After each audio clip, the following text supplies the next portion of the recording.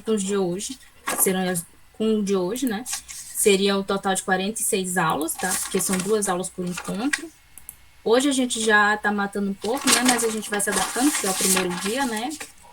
A professora de vocês não sabe mexer direito nisso, mas a gente vai dar conta. Então, o objetivo, né? Apresentar a vocês os conteúdos de História do Brasil, que caem com maior frequência no Enem. Por quê? A disciplina de História é uma das 4 ciências que, juntamente com Geografia, Filosofia e Sociologia, compõem a prova de Ciências Humanas, né? E suas tecnologias no Enem.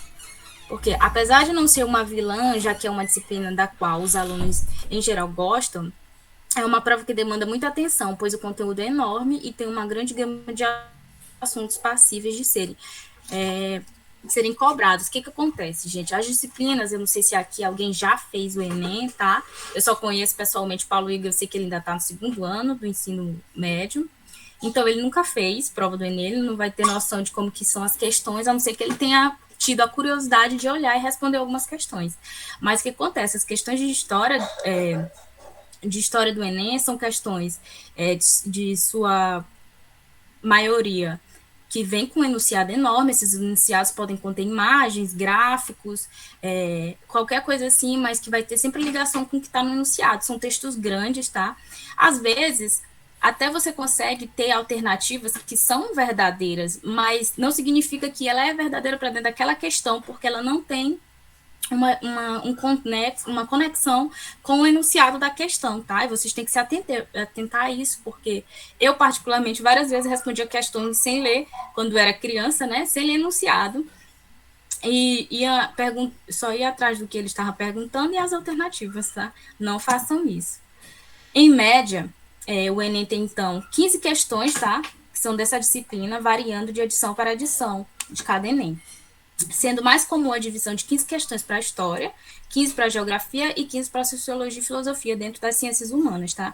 E a gente tem que ver também que essas disciplinas, essas questões e essas alternativas, elas vão ter sempre uma interdisciplinaridade. Vocês vão pegar questões que elas, às vezes, não vão ser específicas de história, ou história geral, ou história do Brasil. Às vezes, há uma interdisciplinaridade. Então, é um texto de filosofia, uma pergunta de história, e aí vocês vão ter que fazer essa relação das disciplinas, tá? Por isso que a gente chama de dividido entre ciências, as ciências humanas, não é uma parte de história, tá? Isso sem contar que com as questões, como eu já falei, tem interdisciplinaridade, já que é comum ocorrer questões que misturam saberes das diferentes disciplinas, principalmente entre história e a sociologia, que é o que o professor Ivan tá dando para vocês, né? Sociologia e atualidade, se eu não me engano. Mas atenção, cabe ressaltar que o Enem prioriza questões de história do Brasil, que corresponde a quase 2/3 das questões de história. Enquanto que os itens de história geral, e agora eu não consigo ler, eles caem menos que a história do Brasil. Eu não estou falando isso para desanimar vocês, ou vocês estudarem menos história geral do que a história do Brasil. Mas é que dentro do levantamento aqui de alguns dados que eu vou mostrar para vocês, é possível entender que se cai muito mais questões de história do Brasil, tá? Como que é essa estrutura das questões? As questões, também chamadas de itens, da prova de ciências humanas, são estruturadas de maneiras parecidas, sendo recorrente, como eu já citei para vocês, né? Um texto de apoio, que pode ser um texto escrito, uma imagem, que seria o enunciado das questões, uma imagem, uma charge, um gráfico, tabela, ou até mesmo mais de um texto, seguido de um comando, que é o que a questão está pedindo, cobrando, e de 5 alternativas, em que apenas uma é a resposta certa. Muito cuidado, pois aqui o texto de apoio nunca é uma mera ilustração. Ele possui relação direta com o que o comando determina, sendo fundamental para se responder corretamente o item. Não é raro a alternativa estarem com uma afirmação correta, mas não são o gabarito, né? O que está pedindo. Aqui, gente, tem uma barra que eu não consigo visualizar, é sempre esse texto de baixo, tá? Mas vocês conseguem ler para mim? Paulo Igor, lê para mim bem aí, por favor, as 2 últimas linhas. As 2 últimas, né? Uhum. A partir de não é raro. Aqui não é raro a alternativa. Calma. Tem estrutura das questões, as questões, e tem muito cuidado, que é outro texto. Eu vou entender? Lê. Muito cuidado, pois aqui o texto de apoio nunca é a mera ilustração, Ele possui relação direta com o que o comando determina, sendo fundamental para se responder corretamente o item.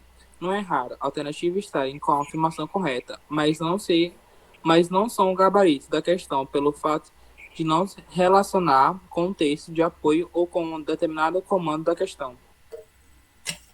Certo. Então, basicamente, o que eu já expliquei para vocês em relação a ter, às vezes, alternativas que estão corretas, mas não é a correta para a questão, porque ela não tem relação com o que o enunciado pede, tá? Aqui, eu estou falando para vocês sobre as questões do Enem, vocês estão esperando, provavelmente, um conteúdo a gente tratar hoje, mas, inicialmente, essa introdução para quem não tem noção ou quem ainda não teve a curiosidade de responder umas questões do Enem, porque a gente vai priorizar o estudo para as questões do Enem, tá bom? Sei que tem gente aqui que vai fazer prova da UEMA, com certeza, né? Mas em sua maioria vão priorizar o Enem. Então, aqui eu trouxe um exemplo de questão, tá? Do Enem, que mostra, então, aqui um enunciado, que seria através de uma imagem. Então, não adianta vocês chegarem aqui numa questão, pegar a questão do Enem e simplesmente ler o que está escrito sem prestar atenção para o enunciado. Então, vamos lá.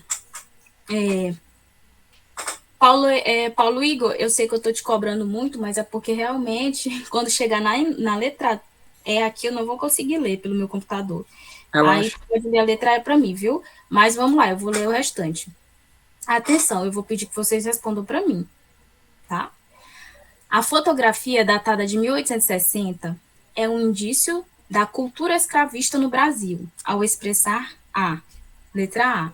Gente, isso não é o conteúdo da nossa aula, tá bom? Isso aqui é só uma exemplificação da disciplina. E eu sei que alguns aqui já estão no terceiro ano, já finalizaram o terceiro ano, então provavelmente tiveram contato com esse conteúdo, tá bom? Então, vamos lá. A fotografia datada de 1860 é um indício da cultura escravista no Brasil, ao expressar letra A. Depois de terem já visto aqui a imagem, que a gente consegue ver uma ama de leite, né? Uma escrava, e aqui uma criança, tá? Provavelmente dos donos dessa escrava, tá? Então, tem essa relação íntima entre a criança branca, tá? E a escrava ama de leite. Bem, letra A. A ambiguidade do trabalho doméstico exercido pela ama de leite, desenvolvendo uma relação de proximidade e subordinação em relação aos senhores. Letra A. Alguém entendeu? Ou alguém gostaria de comentar sobre isso? Se há ambiguidade do trabalho doméstico exercido pela ama de leite, desenvolvendo uma relação de proximidade e subordinação em relação aos senhores. Vamos seguir. Letra B. Se é a integração dos escravos aos valores das classes médias, cultivando a família como pilar da sociedade imperial. Letra C. Se essa imagem tem relação à melhoria das condições de vida dos escravos, observada pela roupa luxuosa, associando os trabalhos domésticos e privilégios para o cativo. Letra D. Se essa imagem relaciona a esfera da vida privada, centralizando a figura feminina para afirmar o trabalho da mulher na educação letrada dos infantis. Ou letra E. Pode ler para mim, Paulo? Distinção ética entre senhores e escravos, demarcando a convivência entre estratos sociais como meio de superar a mestiçagem. Pronto, o que eu quero trazer para vocês toda vez que vocês forem iniciar a leitura de uma questão, vocês perguntam se esse enunciado tem relação com a imagem. Então, alguém gostaria de responder? Gente, eu estou sentindo falta de ouvir a voz dos demais também. Eu gosto de uma aula com interação.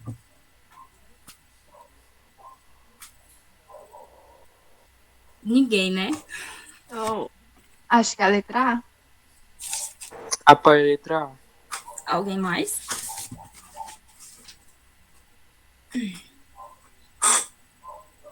Sim, gente, a gente está tratando aqui, a resposta certa é a letra A. Não adianta pressionar vocês, porque aqui é para exemplificar. Então, aqui a relação da ambiguidade do trabalho doméstico em exercício pela ama de leite, porque quando a gente pensa num escravo, a gente pensa naquele escravo lá da senzala, né? O escravo maltratado, humilhado, com roupas de trajes descartáveis e tudo mais. É por isso que a imagem retrata essa ambiguidade, tá? Essa diferença, tá? Do trabalho doméstico, de como que era o escravo doméstico, que era o escravo que estava dentro da casa, tá? Da casa grande, com os brancos. Então, esses escravos que estavam lá, eles tinham uma vestimenta melhor, tá? Elas tinham essa relação íntima com o próprio filho dos seus donos, por vários séculos. Mas, enfim, a relação é essa, vocês observarem o enunciado da questão para seguir a questão. Vamos lá. De acordo com o Guia dos Estudantes, publicado pela editora Abril, os assuntos mais cobrados nas questões de história nas últimas 10 edições do Enem, dividido entre História do Brasil e História Geral, são aqui. Eu vou entrar aqui, só passar para vocês rapidamente a questão de História Geral, que é o que o professor vai tratar com vocês, se eu não me engano, amanhã. Tá?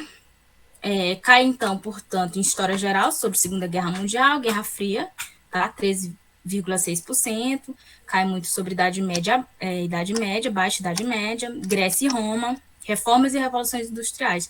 Eu lembro claramente do meu período de Enem, questões sobre Grécia e Roma, Segunda Guerra Mundial, Guerra Fria.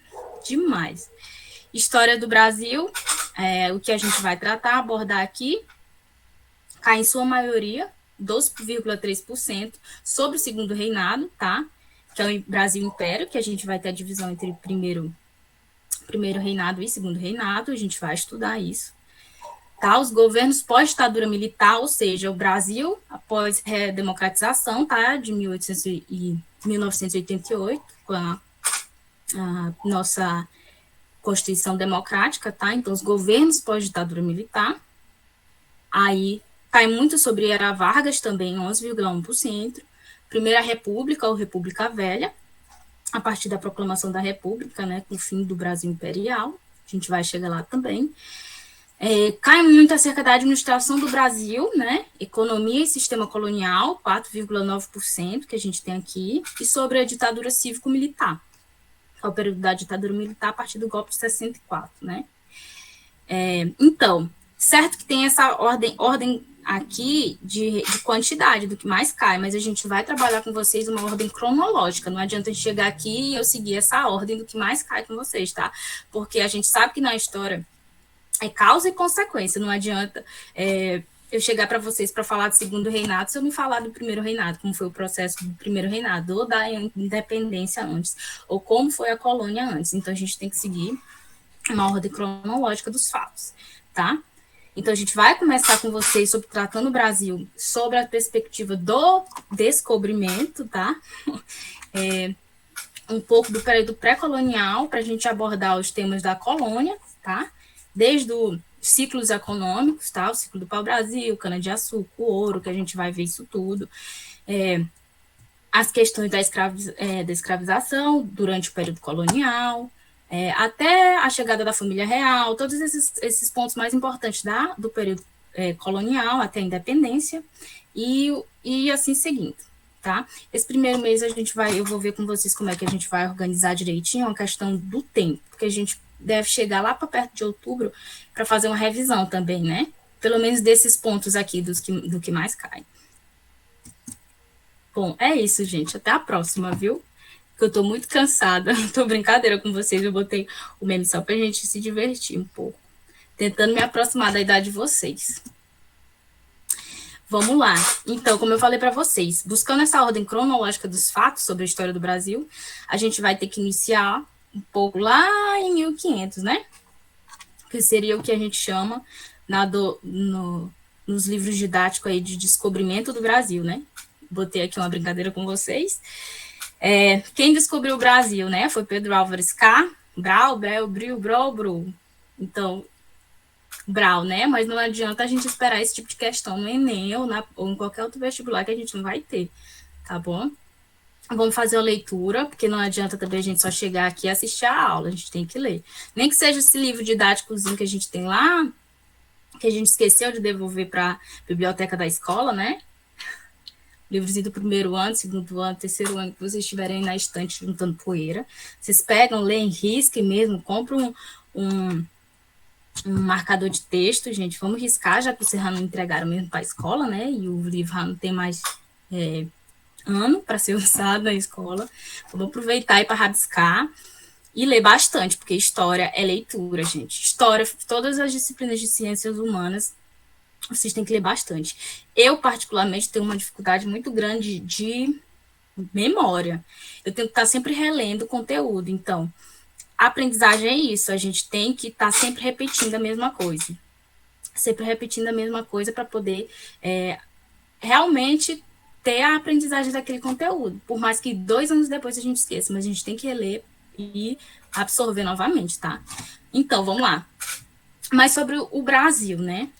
Assim, a gente sabe que teve lá na data de dia 22 de abril de 1500, chega aqui Pedro Álvares Cabral e descobre o Brasil. É isso que a gente sempre escuta, né? Em todos os nossos estudos sobre a história do Brasil.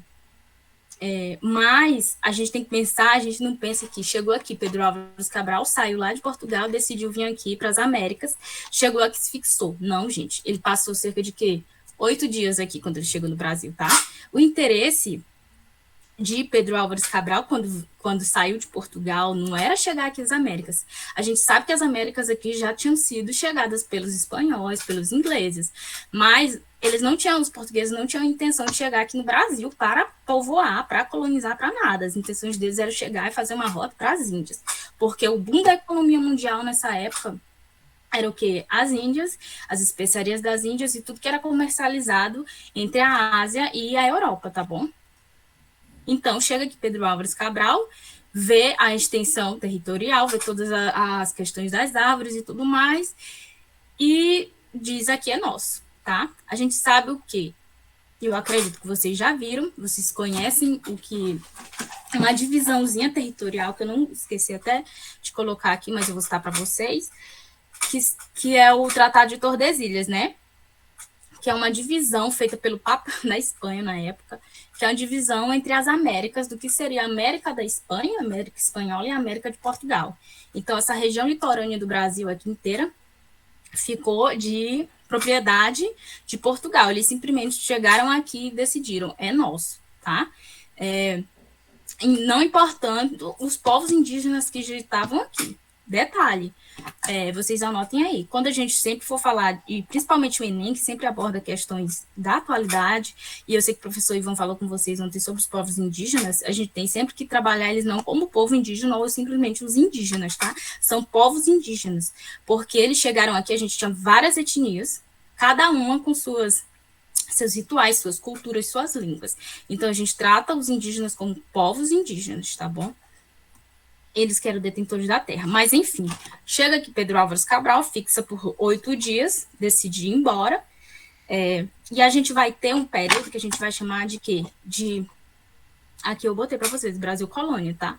De 1500, descobrimento, até 1822. Alguém sabe o que foi que aconteceu em 1822 no Brasil, gente?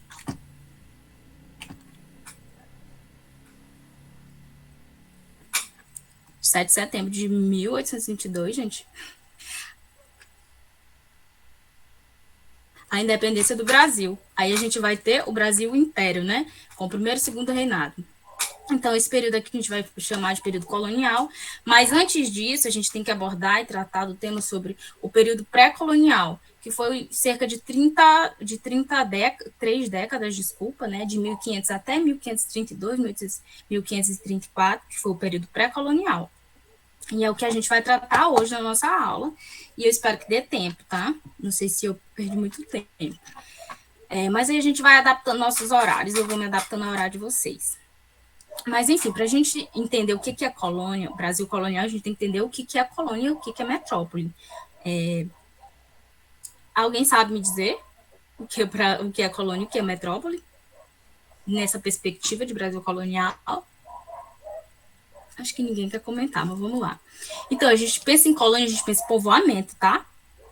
Povoamento ou colônia, chegada de pessoas aqui. Que seria o quê? As colônias portuguesas, as colônias espanholas que a gente aqui na América, tá? Tinha colônia espanhola, colônia portuguesa, tinha colônia inglesas também, que eram as 3 colônias, tá? Que é o que vai no atual Estados Unidos. Mas tratando aqui da nossa colônia, né? Colônia portuguesa. Aí, colônia portuguesa tinha várias outras colônias. Portugal tinha os Açores, tinha a ilha de Cabo Verde, tá? Tinha o Brasil. E aqui temos a colônia, que seriam essas áreas descobertas e que seriam povoadas pela metrópole, que aqui na figura do que a gente vai falar sobre, a coroa portuguesa era a metrópole, tá bom? Então, por que é importante explicar isso? Porque a gente vai sempre tratar, quando a gente for falar do Brasil colonial, quando for falar em Brasil, a gente vai falar colônia, quando for falar de Portugal, a gente vai falar metrópole, tá? Então, sobre o período pré-colonial, de 1500 a 1532, a gente tem que pensar que nesse período, quando chega Pedro Álvares Cabral aqui, ele olha e vê, tem muita planta. Então, a intenção era o quê? Só chegar, buscar depois metais preciosos, mas que a gente vai falar mais à frente, mas nesse período não tinha um interesse de povoamento de Portugal por aqui, na nossa terra, tá? Então, foi um período que praticamente não existiu. Os portugueses vinham aqui, passavam uns meses e voltavam. Eles só se instalaram na região do litoral, tá? Nessa chegada aqui, principalmente na região da Bahia. E eles vão instalar nesses litorais, nessas praias, feitorias, tá? Instalação que vocês podem ver aqui, que eu coloquei. Instalações de feitorias no litoral brasileiro. O que essas feitorias eram?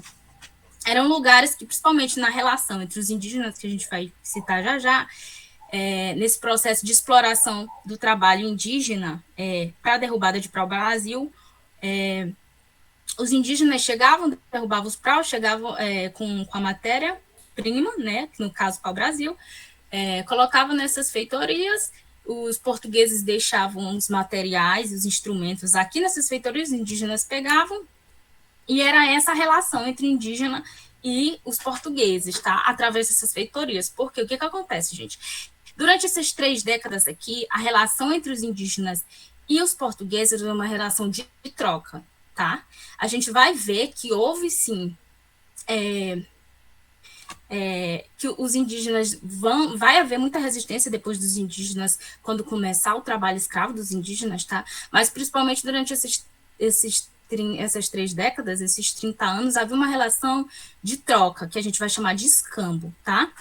Então, chegam aqui os portugueses com instrumentos como um machado, um facão, um processo assim que os indígenas não tinham lanças, tinham materiais feitos a partir de madeira, tá? Então, para eles, aqueles instrumentos que chegavam aqui, não é só espelho, tá? Quando a gente pensa em portugueses dando alguma coisa para os indígenas, a gente pensa só nos espelhos, mas não eram principalmente esse tipo de instrumento. Então, se eles chegam aqui, eles te oferecem um instrumento desse que você não tem, que é super útil, né? Te pedindo apenas o que? Uma madeira, que é o que você tem de sobra na sua região, então por que não? Eu vou entregar para eles a minha madeira e vou ter de volta esses instrumentos úteis, né? Mas com o passar do tempo vai haver essa resistência, né? Com muitos anos nesse processo, os indígenas não vão mais simplesmente aceitar esse tipo de troca, esse tipo de escambo, tá? Que vocês anotem aí, a palavra é importante, escambo, que é esse processo de troca, tá? Nesse sentido, entre os indígenas e os europeus, os portugueses. Outra coisa importante para a gente ver na história, para a gente entender a história, é pensar na questão da causa e da consequência. Todo fato histórico, ele tem sempre, gente, uma causa e uma consequência. Para a gente compreender como foi esse processo dessa chegada dos portugueses aqui no Brasil, a gente tem que compreender a história geral, que é o que vocês vão ver como professor de vocês. O que acontecia nesse período aqui, lá na Europa, tá? E no século XVI, o que estava acontecendo lá na Europa que fez com que os portugueses chegassem aqui, tá? A gente tinha um processo de expansão ultramarinha, tá, dos europeus que viajavam assim os oceanos e houve o descobrimento das Américas e tudo mais. Então, qual é a consequência? O descobrimento das Américas, é um exemplo. Outro exemplo que eu coloco aqui para vocês é em relação principalmente ao período pré-colonial, tá? Por exemplo, causas: o declínio do comércio português nas Índias, tá? Segundo, as invasões de contrabandistas de pau-brasil, consequência. Paulo Igor, tu pode ler bem aqui para mim, por favor. Plano de expedição, de colonização e povoamento de Martim Afonso de Souza. E Martim Afonso de Souza. Tá, enfim. Durante esse período aqui, a partir de todos esses processos de instalações de feitorias, o desinteresse da coroa pela colônia, tá, portuguesa aqui, vai fazer com que ocorra o quê? A invasão de outras nações europeias, principalmente os franceses, os holandeses, tá? Os franceses a gente vai ter nesse período aqui no Rio de Janeiro, tá? Lá no 1555, se eu não me engano. Aí depois a gente vai ter, ao longo do período colonial inteiro, invasões constantes de outras nações europeias, tá? E a gente vai ver mais para frente com vocês. Então, e o declínio do comércio dos portugueses na Índia. O que acontece? Esse desinteresse pela colônia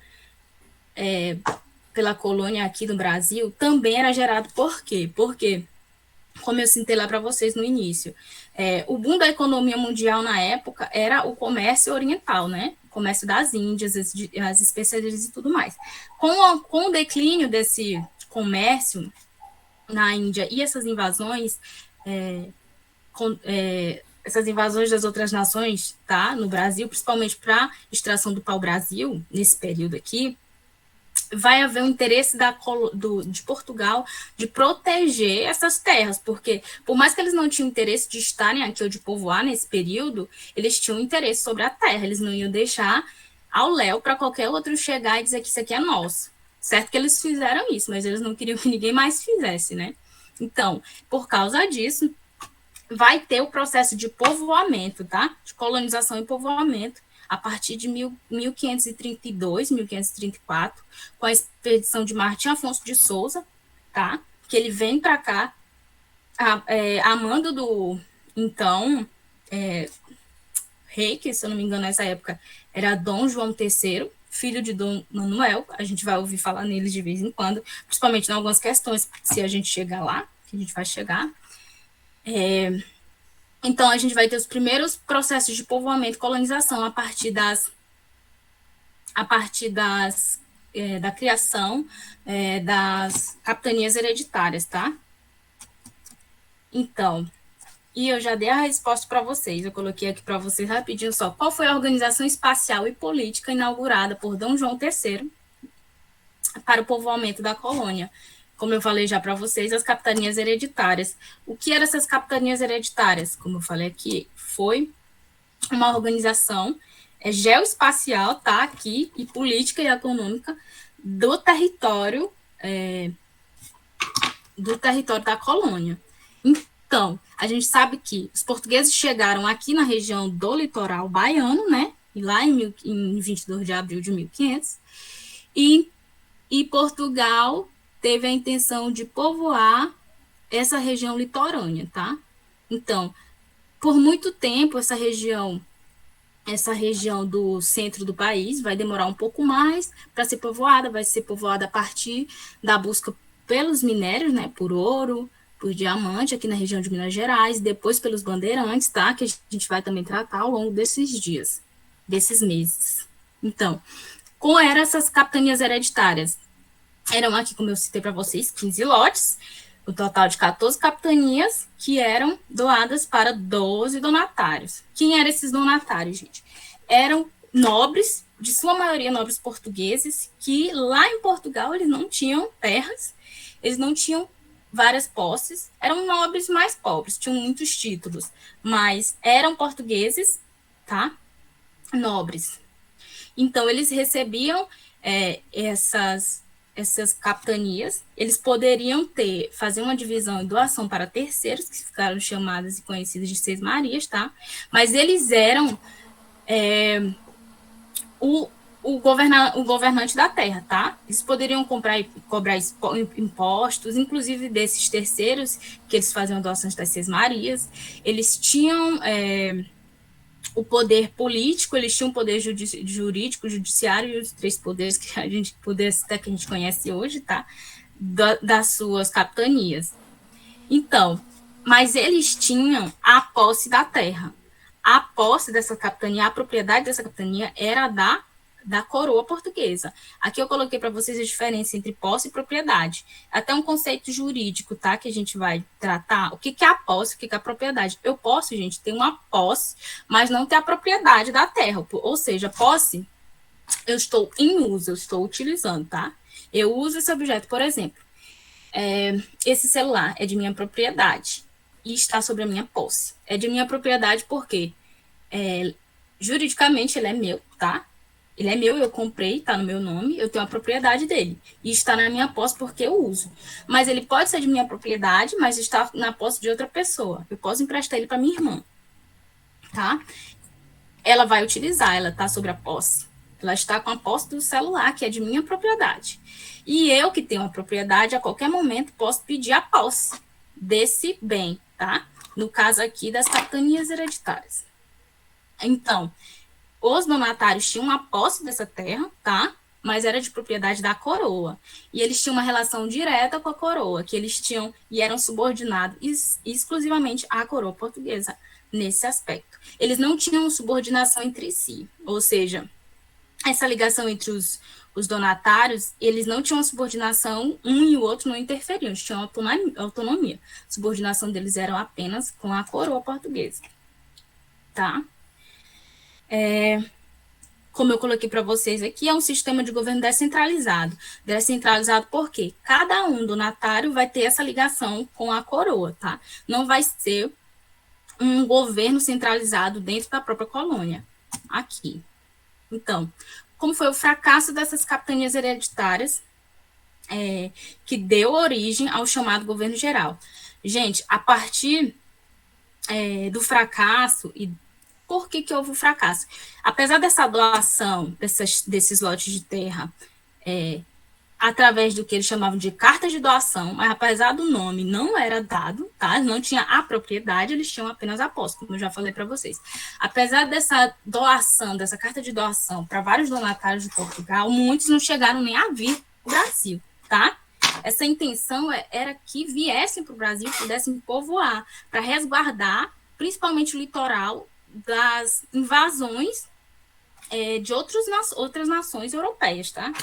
Então, se a intenção era povoar e era proteger, isso aqui não estava funcionando, já que não estava chegando ninguém, nem povoando, né? A estratégia que a coroa teve, então, foi o quê? Organizar o que a gente vai chamar de governo geral, que é o quê? Um governo de administração centralizada, ou seja, tem um administrador por uma parte de uma autoridade máxima. Aqui eu botei Tomé de Souza porque foi o primeiro a chegar aqui no Brasil, se instalou lá na Bahia, tá? Primeiro governador geral. Esse governador ele vai ter a direção, uma relação direta com a coroa portuguesa. Mas vamos lá, vamos pensar primeiro o que foi que causou esse fracasso, além da não chegada desses portugueses aqui, ou seja, não foi efetiva a sua principal intenção, que era o povoamento dessas regiões, né? A gente teve aqui o isolamento com a coroa. Como assim o isolamento com a coroa? Gente, não existia WhatsApp nessa época, tá? Voltando aqui para vocês visualizarem melhor. Se não tinha WhatsApp, como que eu ia me comunicar aqui na capitania? Vamos aqui para a capitania de Pernambuco, que foi aqui, deu mais certo, né? A capitania de Pernambuco. Como que eu tô aqui em Pernambuco e eu vou conseguir falar com a coroa portuguesa lá em Portugal? O único meio de transporte, o único meio de comunicação era através de navios, através de cartas. Isso demorava meses, tá? Então, esse isolamento, essa dificuldade de contato com a coroa, principalmente das dificuldades dentro das capitanias hereditárias, foi um fator, tá? Para o fracasso delas, dessa organização.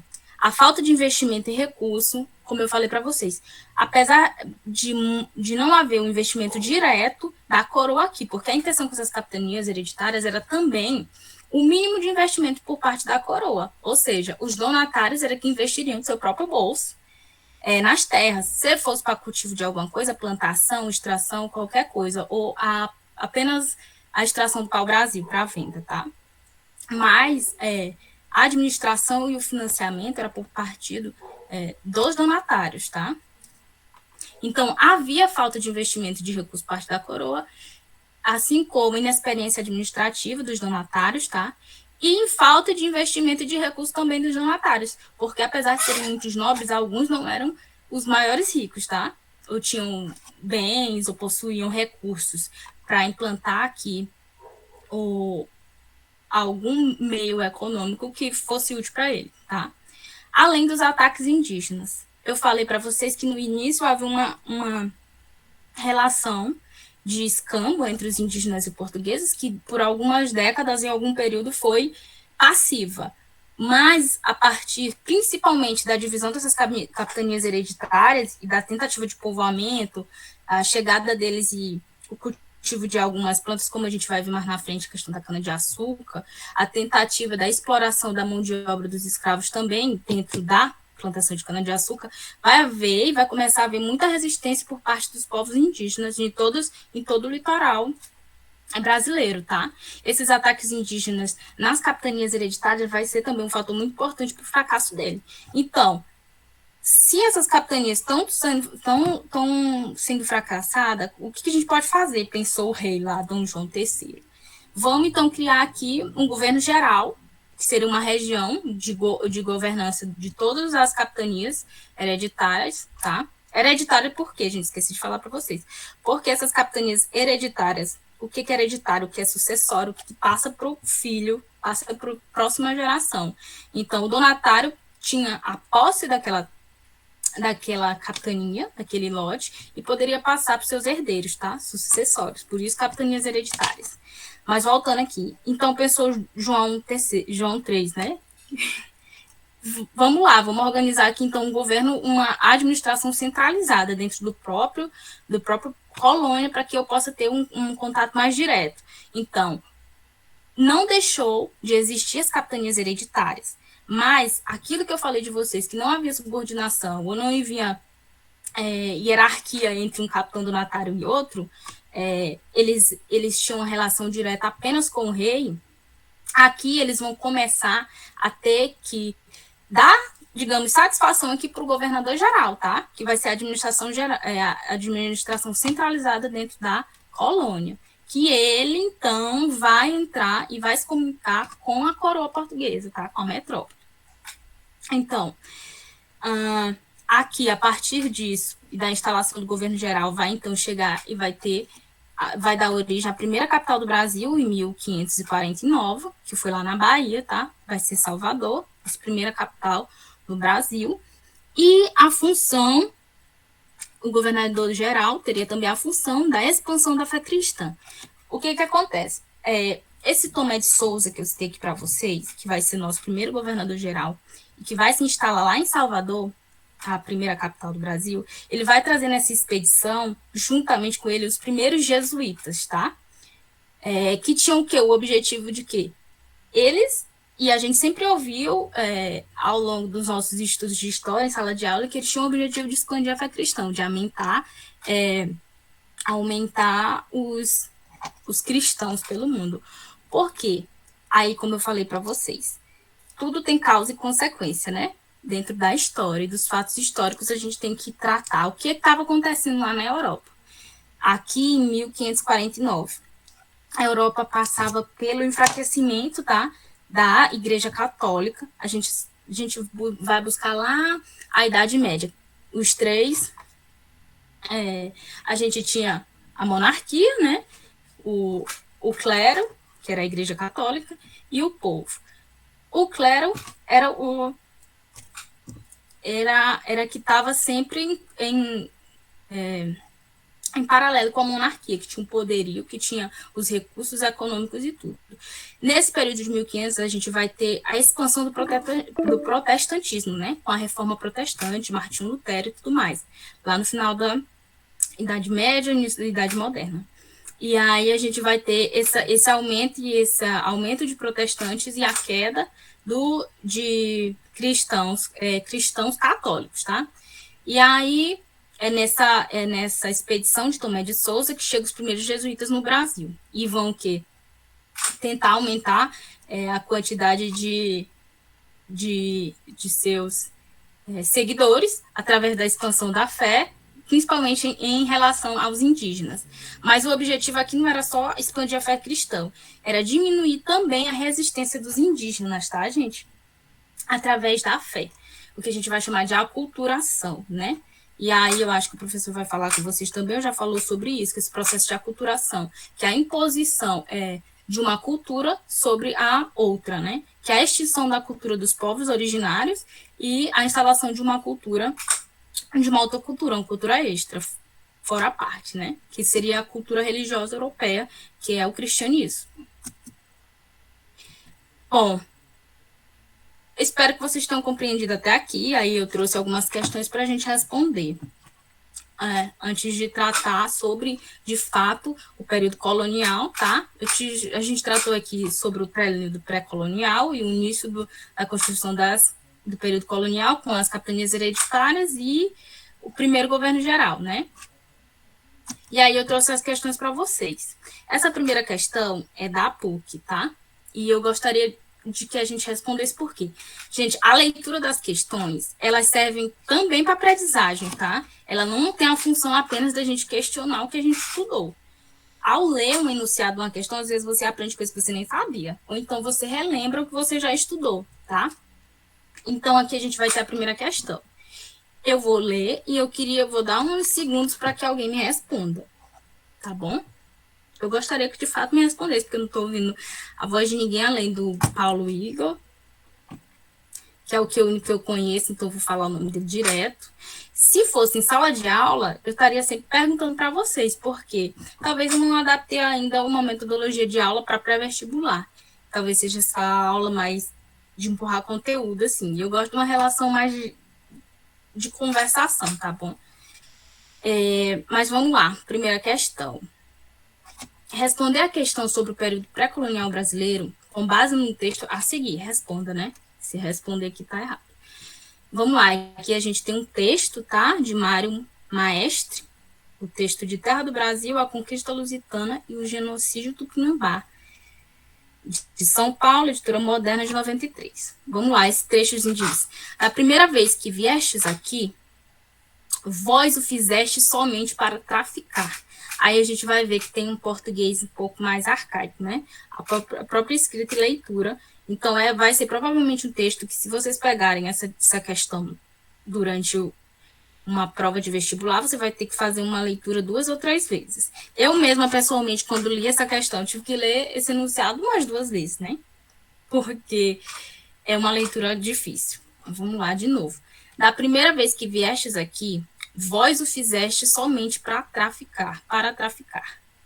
Não recusáveis tomar nossas filhas, e nós nos julgávamos felizes quando elas tinham filhos. Nessa época, não faláveis em aqui vos fixar, apenas vos contentáveis com visitar-nos uma vez por ano, permanecendo entre nós, somente durante um quarto ou 5 luas, que valeria meses, tá? Regressáveis então ao vosso país, levando os nossos gêneros para trocá-los com aquilo que carecíamos. Então, não sei se vocês conseguiram entender, mas aqui nesse texto, valeria um indígena, tá? Se comunicando com o português, falando que eles vinham aqui, tomavam suas filhas, faziam filhos, mas apenas vinham, depois retornavam. Isso aqui vai estar tratando aquilo que eu falei para vocês já sobre o período pré-colonial. Esse desinteresse da coroa portuguesa nessas 3 primeiras décadas em relação à terra brasileira, tá? Então, vamos lá para as questões. O texto anterior faz alusão ao comércio que marcou o período pré-colonial brasileiro, conhecido por... Eu tratei com vocês. Letra A, mita. Letra B, escambo. Letra C, encomenda. Letra D, mercantilismo. Letra E, ovérvia. Alguém poderia responder, se quiser um tempinho para ler. Pelo menos diz que sim ou que não, gente. Um tempinho para ler. Cronometrar aqui.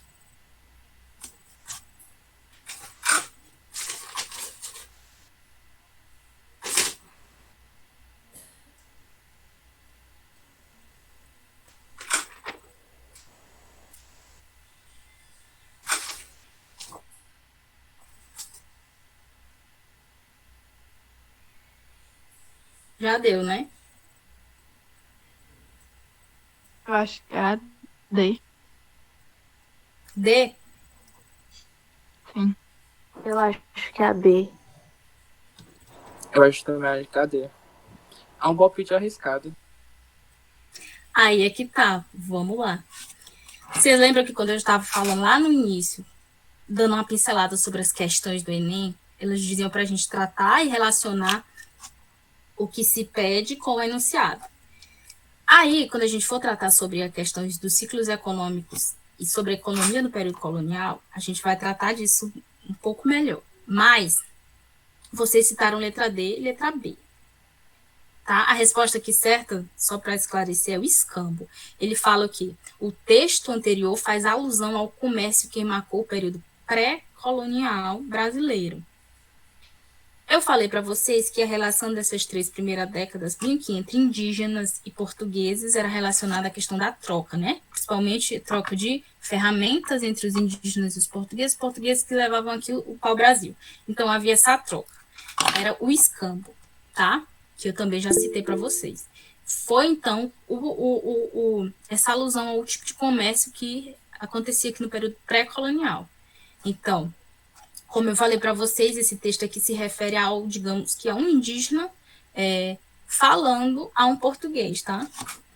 Então, é esse processo de escambo. Mas, como eu disse, a gente tem que relacionar o enunciado ao que se pede. Mercantilismo não estaria errado, porque dentro da lógica da economia colonial, a gente tem é o que a gente vai tratar mais na frente. Eita, meu Deus do céu. O mercantilismo, tá bom?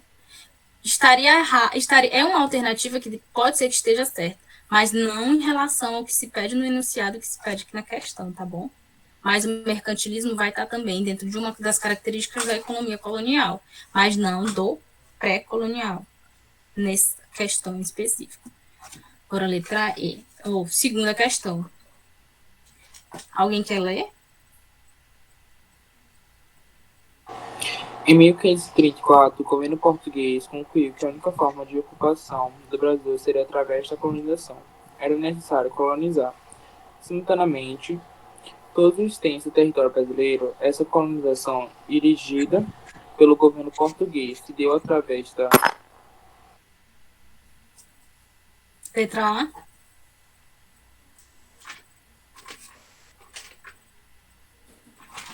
A criação da Companhia Geral do Comércio do Estado do Brasil. Vocês estão me ouvindo? é porque eu pensava que eles iam ler para responder. Por isso que eu parei de ler. Eu vou também de ler aqui. Vamos fazer uma... faz uma primeira leitura e depois eu dou um tempinho para você ler sozinha.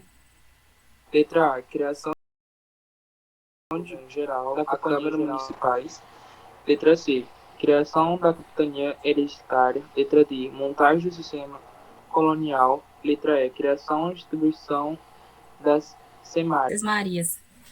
Que eram aqueles lotes de terra destinados a terceiros, tá? Ou não necessariamente aos donatários, mas que os donatários tinham essas sesmarias, eles poderiam fazer essa distribuição, tá? De terra, que era uma espécie de um processo do povoamento, tá? Eles poderiam, e eles detinham do poder e de autoridade máxima dentro dessas capitanias hereditárias e de quem estava nas posses dessas sesmarias, tá? Inclusive cobrando impostos e tudo mais. Eu já falei para vocês. Mas, então,